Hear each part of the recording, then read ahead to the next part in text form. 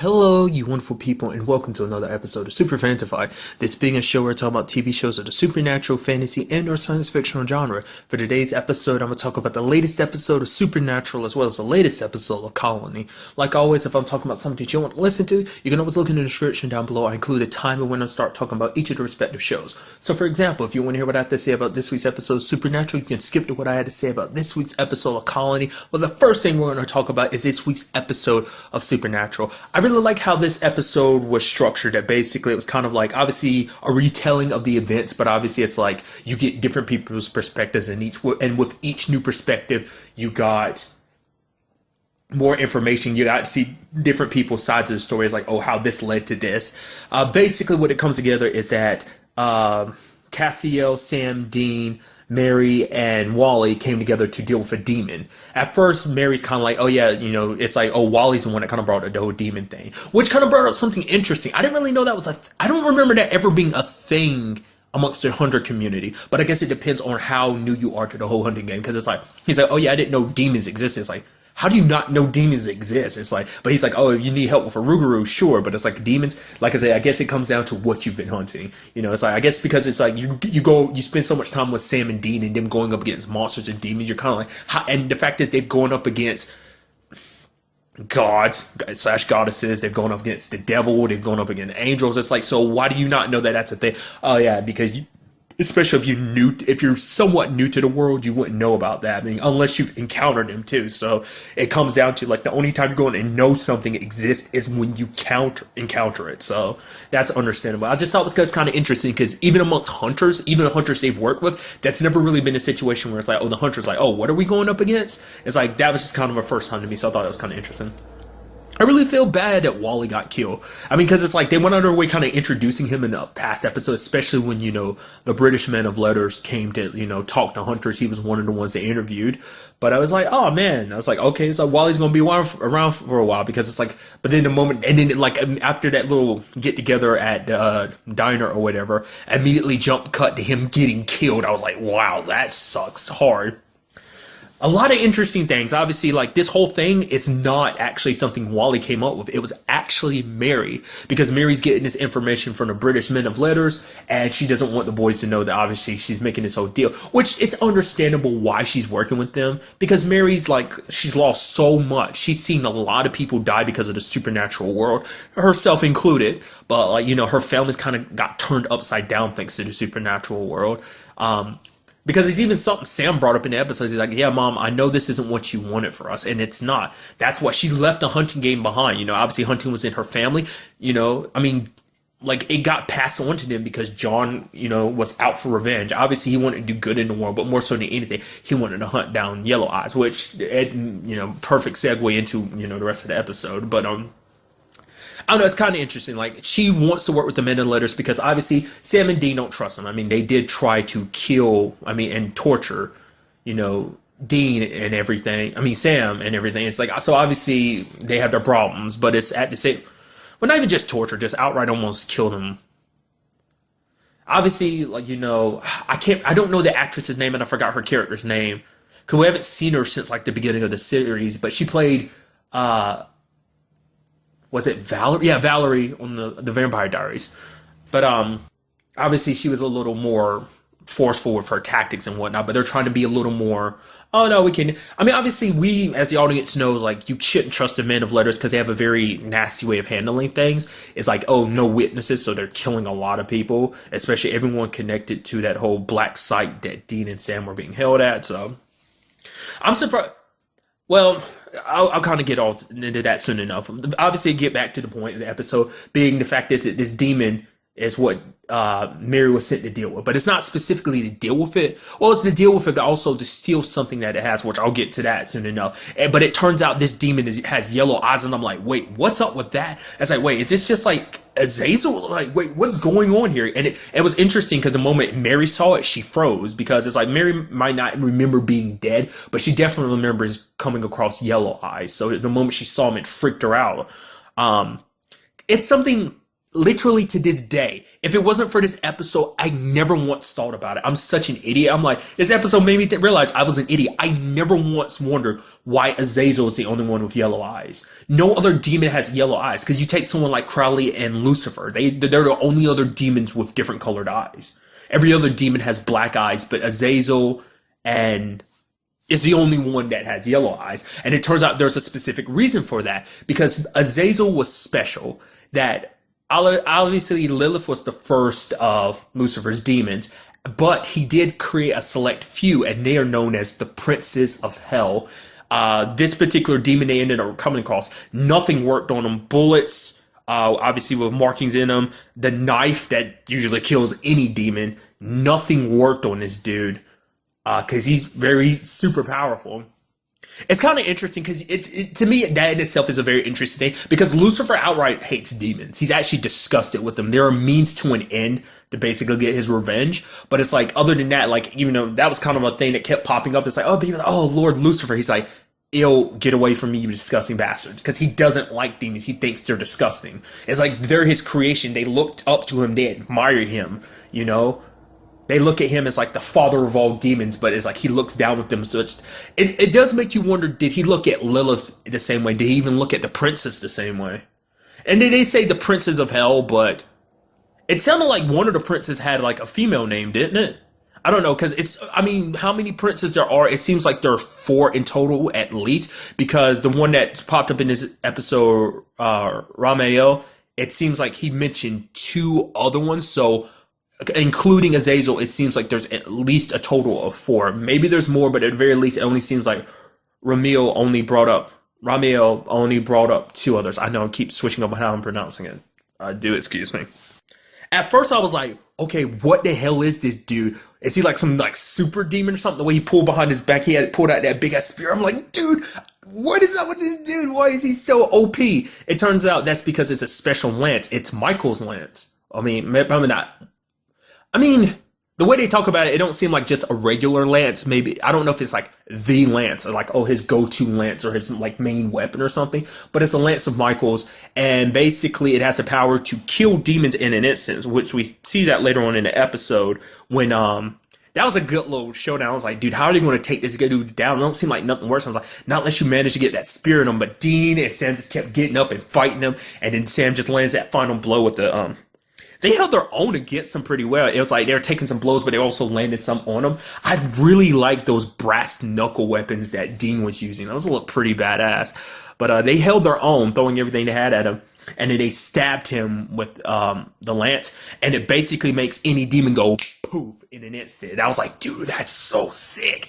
It's like, you guys definitely have to keep that. I mean, obviously when it was all said and done, they kept the pieces after it was broken. But I mean, that in itself was very interesting. But like, obviously this episode also showed us like the downside to how it works on angels, because Crowley brings up the fact is, yeah, this thing was originally supposed to be used, you know, it was Michael's ultimate weapon against Lucifer, because it's meant to make angels suffer very slowly. And there was even a moment that, like, you know, you see like Cassio, like, you know, his skin is cracking because it's literally killing him from the inside. And there's even that moment where black stuff was coming from his mouth. It kind of reminded me of the whole Leviathan situation, which is like, at first I was like, no, they're going to save Cass. They're going to save Cass. And then that stuff start coming out of his mouth. I'm like, no way. Is this really? I mean, because they really set it up, because it's like Cass and everything. He's like, oh man, I don't, you know, I love you guys. You're my family. Like, my time with you guys, you've changed me. I was like, dude, this is getting a little too sentimental. Don't you dare die on us, Cass. Luckily he didn't. But it was like, especially when I was like, I didn't want to believe that was going to be, I was like, oh, they're going to save him. But the moment that black stuff started coming out, I was like, dude. It almost looked like tar, so that's why, like I said, more so than anything, it heavily reminded me of the Leviathan. I wonder what it would do to a human. I'm sure it would just hurt them, but obviously we know what it would do to an angel and to a demon, but what would it do to a human? It'd probably just be like a regular wound or whatever, but nevertheless. Multiple things to bring up. One, Crowley, for example. I love how Crowley pretends like he doesn't care about Sam, Dean, or anybody. He's even looking at Cassie. I was like, oh yeah, I've slowly begun to care. But it's like, don't give me that. You care about them and you don't want to admit it, because no matter how much their circumstances may be, no matter how much of there's a love-hate relationship between those two, and there is a very strong love-hate. I mean, on the Winchester side, it's more of a like acceptable hate. it's like we accept you to a certain degree, especially if we need something from you or need your help. But at the same time, we downright hate you because Crowley has done a lot of bad things, but he's also done some good things because he's worked with them to deal with a lot of situations. Lucifer being one of those big situations. Amara being one of those big situations. So it's like there's always give and take with their relationship. Like I brought up, last week's episode with Rowena. She's kind of the same way. Like father, like daughter. I mean, like son, like daughter. I don't know. But it's like he's up there, like basically trying to make a deal with Ramiel, being like, don't kill them. Like the fact is, the Winchesters have been through a lot. It's kind of works in our favor to keep them around because it's like everything's been thrown at them. Lucifer, the apocalypse on multiple levels, gods. Obviously didn't throw it in, but obviously the Leviathan. It's like so much has been thrown their way, and yet the Winchesters have still managed somehow over all these years, after everything that's come their way that they should not have been able to overcome, they've literally overcome it. And he's like, the fact is, you need something like that in your corner. So he went out of his way to be like, yo, I'll protect him. Because I'm sure he felt a little guilty, because the reason why Ramiel had the lance in the first place is because it was a gift to him from hell. Because this is like after Lucifer got put back in the cage, it's like, oh, hell needs a new leader. And it's like, oh, why not one of the princes of hell? And, went to him, but he didn't want the throne. He's actually the one that suggested Crowley take the throne. Crowley was basically ambitious and conniving that he'd be perfect for it. So he gave him that, and also the thing that Mary ended up stealing, which I'll kind of get to that in a second. But the fact is, he went out of his way to actually help them. He even snapped the lance in half to, heal Cass, which I was thinking, like, the fact is what was going to happen is, I thought what was going to happen is, like, maybe he go up and stab Cass all of a sudden. It's like, wait, what the hell are you doing? It's like, oh, that's how you heal him, by stabbing with it a second time. But it's like, no, because the magic of it's all in the symbols on it and stuff like that. So breaking it released the power. Released the curse. What also made me think, I was like, it probably didn't do it, but I was like, it'd be kind of cool if some of the magic, when it snapped, went inside of Cass, because he was the closest angel. And so that now Cass is actually more souped up, because obviously he's kind of been a quote unquote broken angel for a very long time, because he doesn't nearly have as much power as he used to. He's barely holding the title of an angel because of just the very little grace that's flowing through his body. So, but once again, like I said, it's a situation where it's like, obviously something at the end of the episode came up that was kind of like, oh man, like, it seems like he's got someone in a cage. At first I was like, is that supposed to be Adam? Because we still have yet to go back to that. I know this is my first time mentioning it, but literally that's something that's always kept popping up in my mind. It's like, we're never going back to that, are we? Obviously Lucifer's been a thing. It's like we're going into the cage situation, but anytime Adam's come up in conversation, Lucifer's like, yeah, I broke him. He's somewhere. And it's like, God. Like, I'm surprised it hasn't come back up. I was thinking that's who's going to be in the cage, but I was like, that's not who I think it is. And all of a sudden we see red eyes. It's like, is that Lucifer? I was like, is it like another one of the princes or something? Like, he's calling him a dog. So it can only be Lucifer, because Lucifer was calling him a dog during the whole Amara situation when he had Crowley in that cage and treating him like a dog. So it's like, how did you manage to do that? Because wasn't Lucifer sealed in that thing? So how did Crowley get his hands on Lucifer? What? Maybe that wasn't all of Lucifer. Maybe there's a part of Lucifer that split himself off, that doesn't have all of his powers. He's still somewhat powerful, but he's not as powerful as he was. Maybe it's a situation that Crowley could control him, or maybe there is something else to it. Maybe that is one of the princes or something. I don't know. A thing is that came up about the princes themselves is they actually don't care about anything, the heaven and hell situation. Subsequently, since everything, they've backed away from it. The whole reason why he kind of snapped like he did was because he wanted to be left alone. He made Crowley a promise, like, Crowley, if anyone comes near me, there's going to be hell to pay. And that's specifically going to go for you, because I'm going to make you pay for it, because I'm making this deal now. I don't want to be bothered about anything. And apparently none of him and his siblings, except for one of his, I refer to him as siblings. I don't remember if he actually referred to them as, but one of the others, apparently there's the whole Kelly situation with the baby of Lucifer's child. Apparently Ramiel cares nothing about it, but one of the others apparently has taken an interest in it, but he's like, yeah, that's not my problem.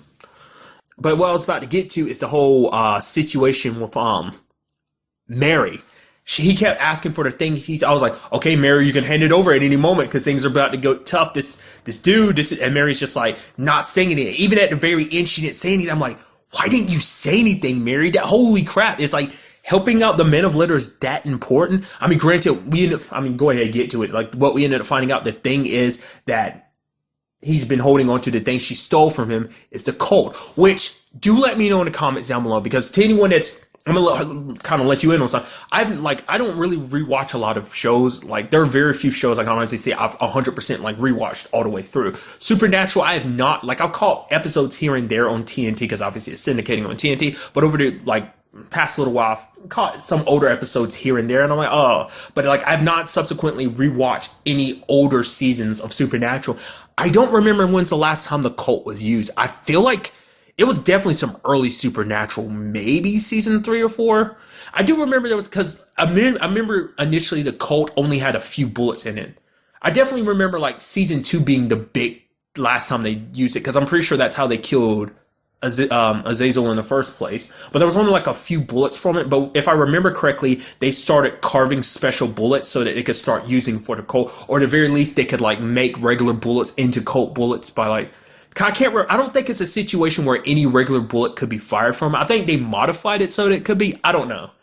But it's like, when did Crowley get his hands on it?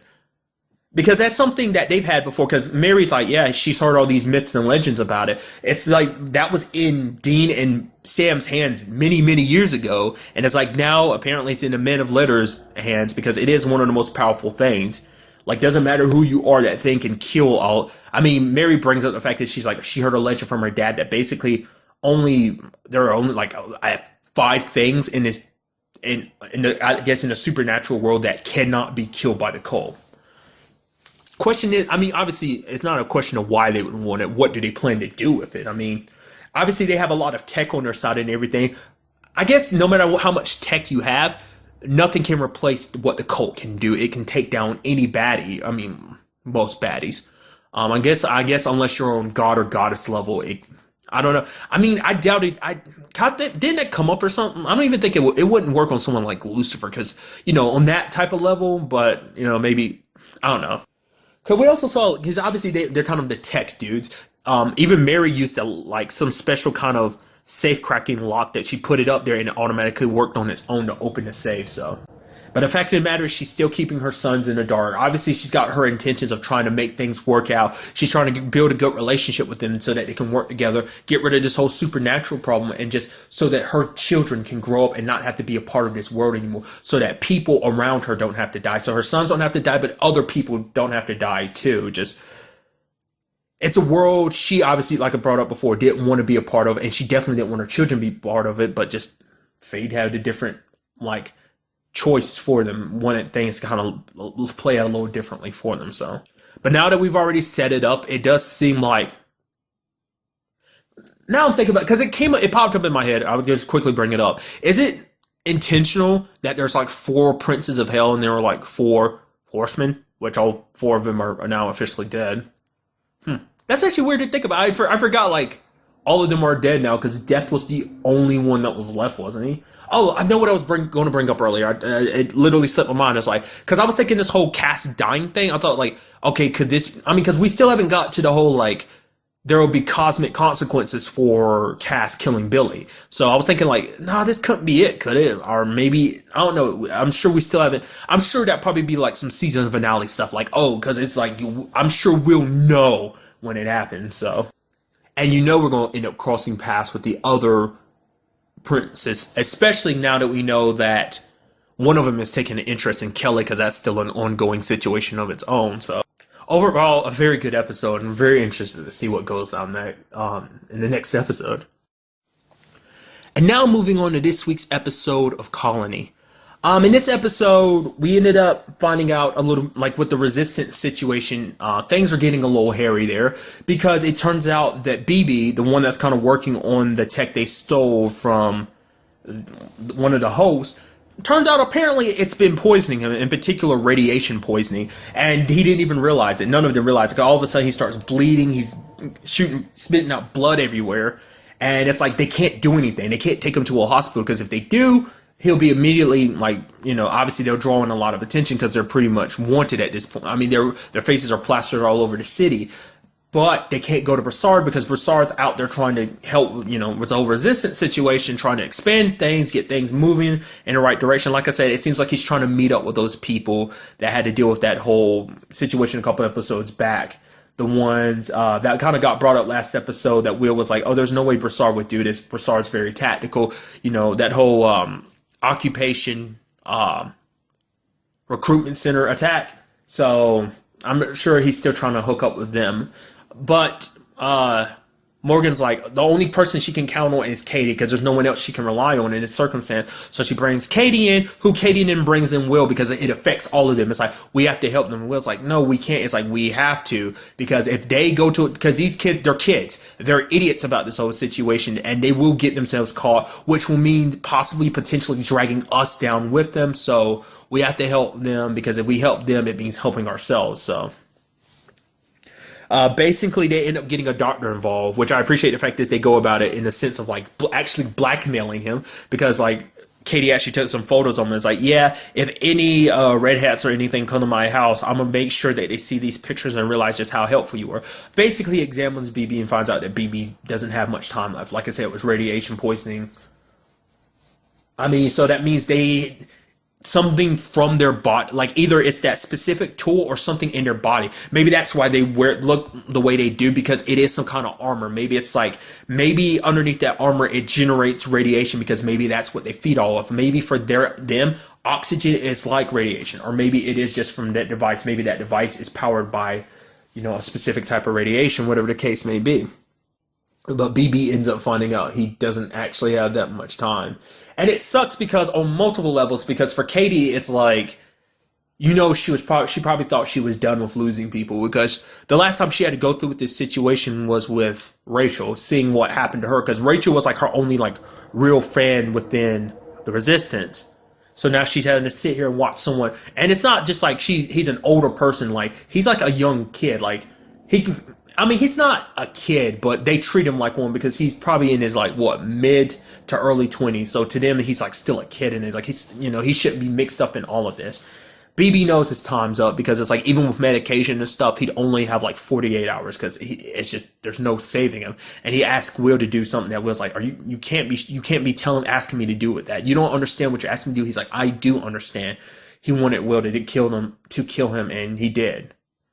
Which, you know, this all gets back to Broussard, and like Katie has to be like, yo, you need to get your mess in line. And like Broussard's like, I mean, he never set out to be the head of the organization, because the one at the head of their cell was Quell. Quell was the plan guy. You know, for one, there was a lot more manpower. Currently, it's just him and these, you know, the other three. But it's kind of like, I mean, it's a lot for him to handle, because he can't move around the city as freely as he could before. Now he's a wanted man, and now he's seen as kind of like, you know, he's their only salvation, because he kind of got them dragged into this, and now he has to be the one to kind of keep them in line, kind of shape them up, you know, or they're all going to die.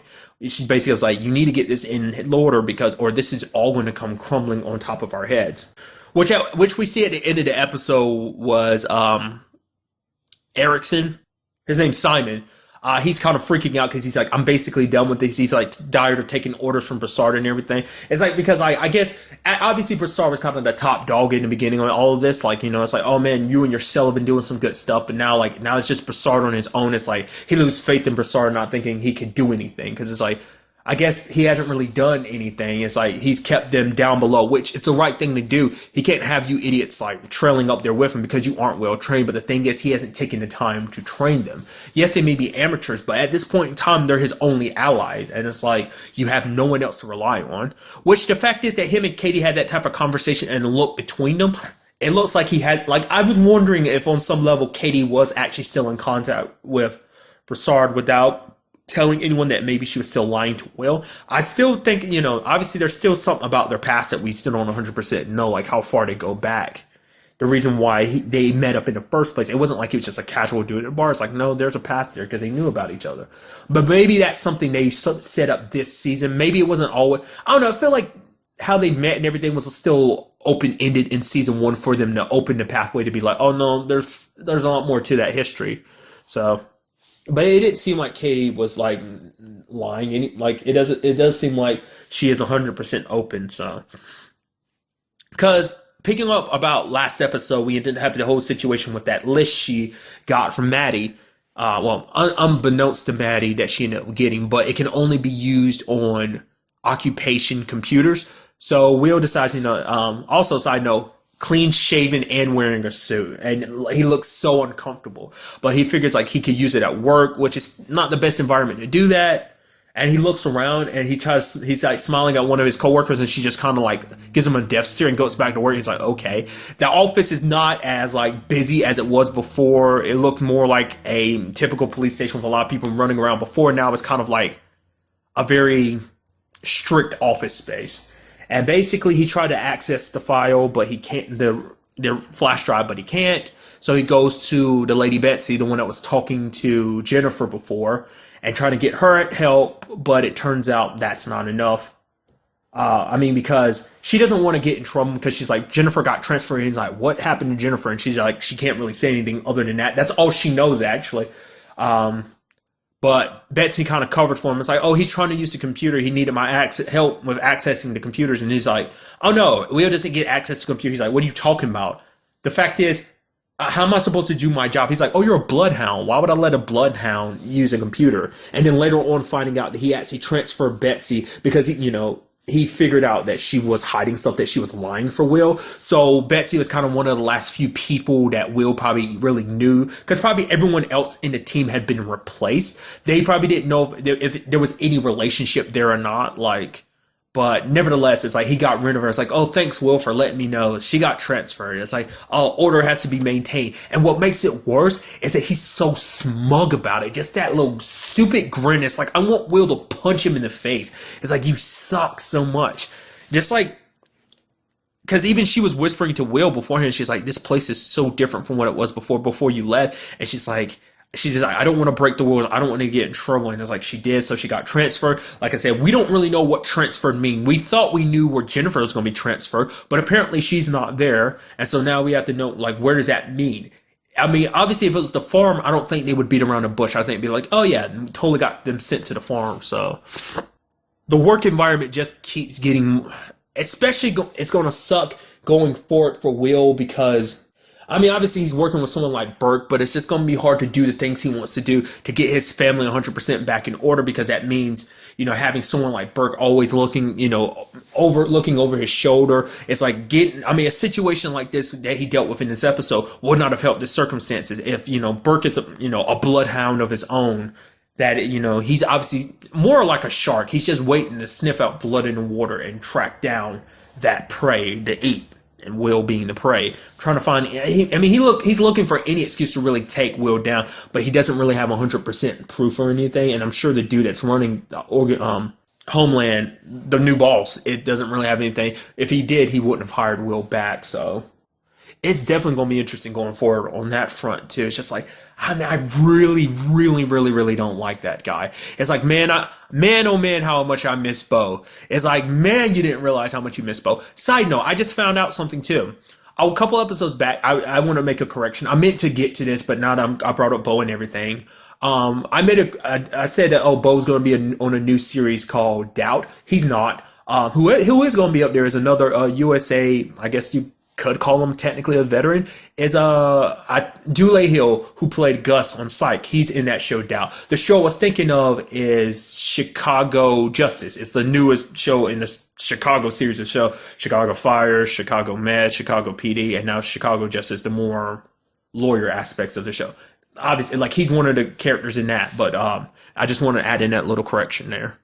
Because USA is kind of it's connected to like the mother network of NBC, isn't it? I'm pretty sure it is. But nevertheless, just kind of wanted to throw that correction out there. Another thing that went down this episode is we had Nolan and Maddie show up to the labor camp that Schneider's ahead of. And what I love is the fact that it's like, the assistant, the deputy assistant to the proxy. And it's like, he's like, here's Maddie. He's like, oh yeah, that's your ex-wife's ex-assistant, right? It's like, yeah, she's here to see her nephew Bram. And you see the look on Snyder's face. It's because it's like Snyder cannot get away from that family, I think, because it's like, he's caught up with Will, and he finds out, Will's son Bram is here, and it's like, now he sees that the deputy Broxy's significant other is now also related to him too. So it's like he just can't get away from that family. Which I'll quickly talk about Maddie's situation.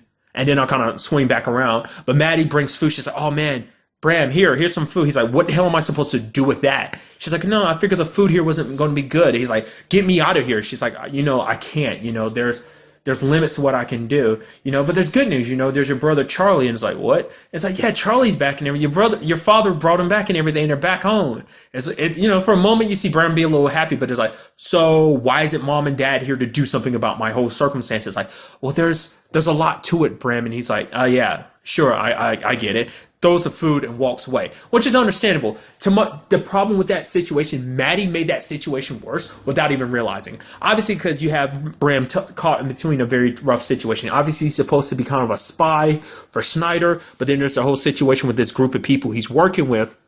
Obviously, he's leaning more towards their way, but still, like, if Will or Katie were able to be there, it would have made the transition a little smoother because they're going to be like, no worry, we're doing everything we can. Maddie didn't really make it. I mean, obviously, she's saying, oh, we're doing everything we can, which not 100% true. Obviously, Will and Katie are because they're trying to do everything. Because the thing is, they don't even know where Bram is, like, in what particular labor camp. They're trying to find out any information about him. They don't have any information at all because Nolan or Maddie haven't really brought that up. I mean, obviously, this is probably Maddie's first time really looking at the information, even going there. But the fact is, she could have easily wrote down some of the information and gave it to Katie, but she's, like I said, in a situation where she's kind of caught up too much with her own position.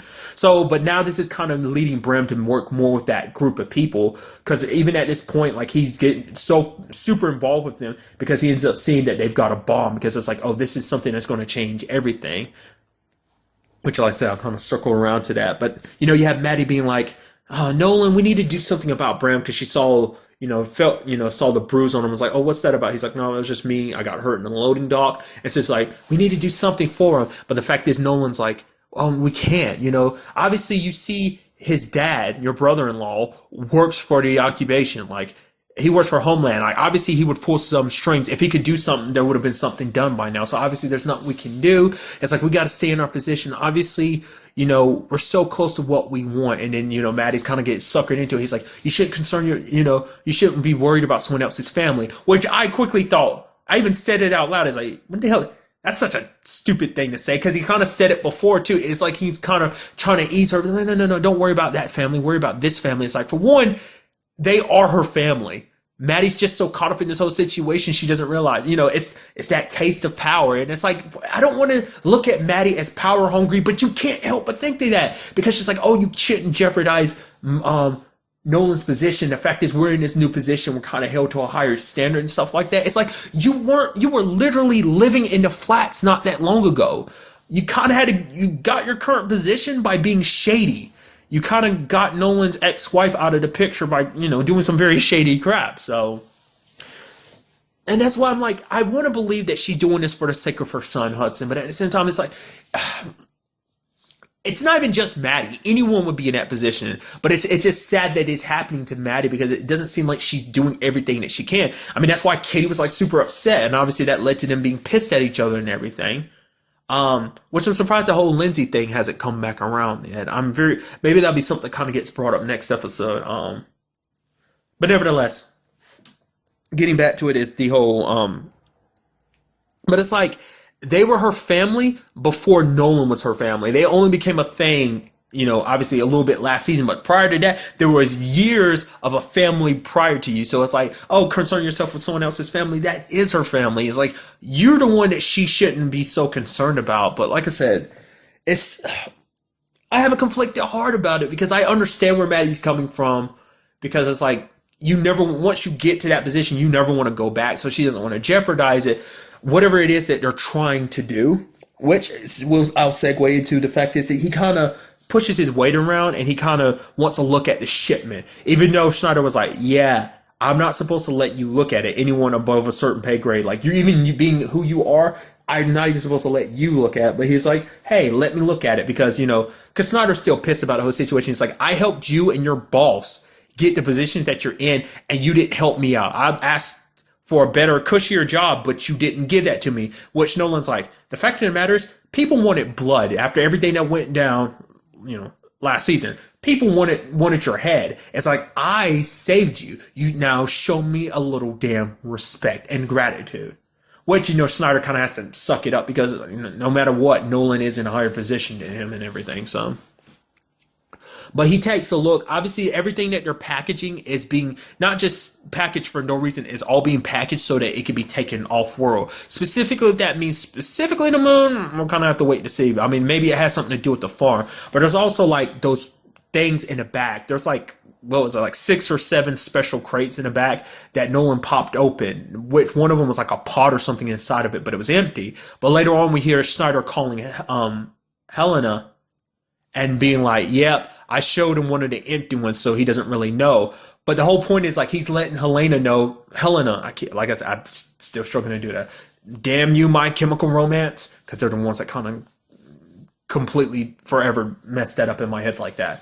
I mean, I'm sure that it's like the whole Anna and Anna situation, but I'm going off book here. Sorry. But more so than it's like, oh, I just thought I should let you know. It's like, stop being a weasel. It's like the only reason why you're letting her know is because you want to it's your way of giving a middle finger to Nolan, because it's like he made you feel small, and this is also payback for the fact is that he gave you this job. So it's like you're trying to get Helena to pay attention to him. It's like, oh, let's start looking into him, and it's like, oh, if he starts going beyond the purview of his job and looking at stuff that he has no business or authority to look into, we can kick him out of position, and Snyder's going to take that as an opportunity to reclaim his throne as proxy, because it's like, oh, look at these people, they're not doing their job, but even though I was here low graded to this job, I did my job well, and it's like, oh, you should put me back in my old position. It's kind of what I feel like. Definitely it's what Snyder has in plan, because the whole point is like, he's like, yo, trying to get him and Bram out of here. He's like, you help me out, I'll get back in good graces, get a higher position, and I can help get you out of here too. So the point I was going to bring up earlier, because there was that whole thing at the beginning in Northern England, they were looking for someone specific. I was like, what does that have to do with anything? It's like, it kind of threw me for a loop, and then you see the thing at the end of the episode, and it clicks in my head. And he starts tearing down all those posters of that. It's like, oh, help, like it's of that lady from the beginning, because she saw the picture of that person. And it seems like Simon might be the son, because it's like, oh, because they're like, okay, this is the mother, take her. So obviously she's kind of bait to draw him out, because obviously they're 4 of the most wanted people. It's probably like a situation where it's like, obviously circumstances led to him being trapped in the LA block. So it might be a situation where it's like, it's not like he was a resistance fighter in Europe first and then managed to come here to LA. It's like, no, he was probably in Europe first, but then he came over here to LA, but they're tracking him down because obviously they know the names and the faces of everyone that's associated. I mean, Broussard can't be used because his mom died, the day of the arrival, so it's not like they have leverage against him, but now they have leverage against Simon, and I guess that's really their way of being like, oh, we're trying to leverage everyone. Morgan might be next on the list. It really depends on whether they have family or not. So that's what I'm alluding that to be. Because the fact is they're putting her picture up to let him know. It's like, oh, we have your mom. We know exactly where she is. And so obviously that's going to turn into a situation. Obviously, like as Katie said, like get your people under control before things kind of slip up, because they're amateurs and they're likely to get themselves caught. And he's probably going to get super emotional now that he knows his mom's caught up in all this. And it's going to lead to him making a mistake and getting him caught. So, I mean, I feel like that's exactly where that could easily go. Overall, very good episode. I'm definitely excited to see how everything plays out. What Broussard's going to do, what Will's going to do, what's Bram going to do, what's everyone going to do. I guess we will just have to wait to find out. But really, that's all I wanted to talk about in this episode. Till the next time we meet, be happy, be safe, live life to the fullest, and enjoy it. Good day and goodbye.